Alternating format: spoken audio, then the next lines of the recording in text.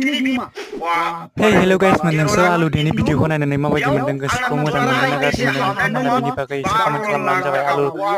आलु देया दिनै 12 लाख टाका मोननायनि माबा मोनसे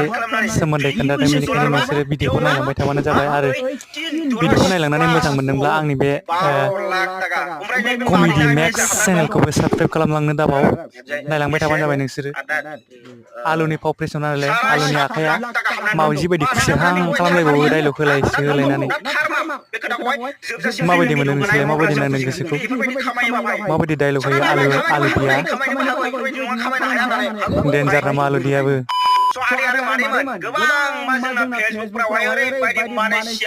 आरो जुदि नोंथांमोना बेबायदि आलुदेनि चेनेलजों आंनि कलाब